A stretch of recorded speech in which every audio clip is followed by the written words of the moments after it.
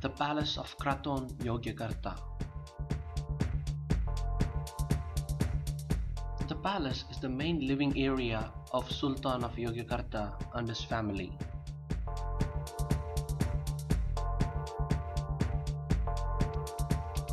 The Palace of Kraton Yogyakarta is not only a Sultan's residence but also a living museum that showcases and propagates Javanese culture.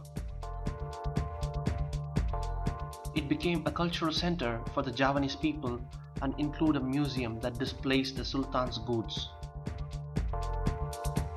Yogyakarta Kingdom was founded in 1755, and after the Gianti Agreement, the palace of the Sultan of Yogyakarta is also encapsulated by myths and mystic. Although it's open for visitors in the morning, it's still a functioning part of the political sphere in the kingdom, in the region.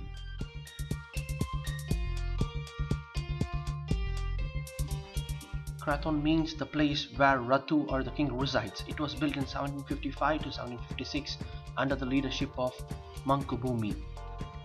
The Sultan holds that particular title in the name, not power, since the declaration of Indonesian independence in 1945, but he is also automatically the governor of the region. Therefore, the Kraton is used for official functions, political meetings, and as the royal residence. The Kraton was designed to reflect the Javanese cosmos. It faces towards the volcanic Mount Merapi in one direction and towards the Indian Ocean, home of the important Indonesian sea spirit, in the other. The placement of the pavilion, the courtyards, and even the trees all have a significance within the traditional spiritual view of the world by the local people.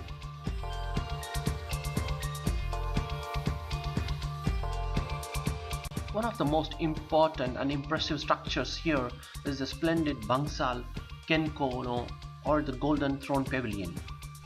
This majestic structure is an excellent example of Javanese artistry and reflects the religious and cultural diversity of the region. A collection of stuffs such as carriage, weapons, and various kinds of batik can be found around the palace.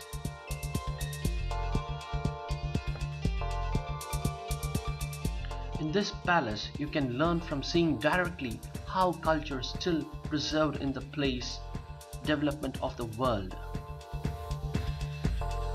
Collections are kept in glass boxes that are spread various rooms ranging from ceramics and glasswares, weapons, photographs, miniatures and replicas to various kinds of batiks and its diorama of the making process.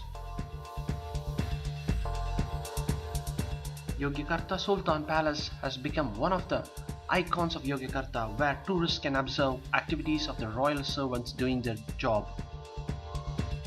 There are Buddhist, Islamic and Hindu elements to much of the decoration in the central part of the palace.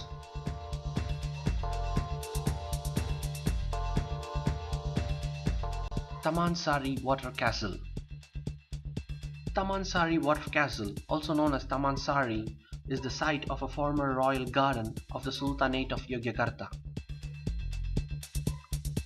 Taman Sari was originally built for multi-purpose, yet now only several buildings remain. The most famous place in Taman Sari is the bathing and the resting place of the Sultan and his princess. The area around Taman Sari is called Kampung Taman, and there are around 3,000 local residents living here, which was once a part of the largest water complex. Though the Taman Sari garden has suffered from natural disaster, neglect and urban encroachment, the complex remains an important national monument.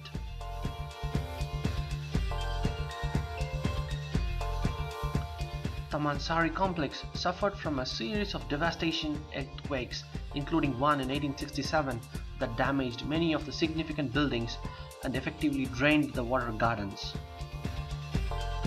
Other than the Umbul Parisman, the visitors can also explore an underground tunnel which is unique and circled in its feature. Taman Sari can be reached by walking about 15 minutes from Kraton there and by taking a Bekak motor or a motorbike, and the entrance fee is 1500 IDR. It is one of the best surviving examples of 18th century Javanese architecture and landscape design in Yogyakarta. Please like and subscribe my YouTube channel. If you like my videos, please do share it. Thank you.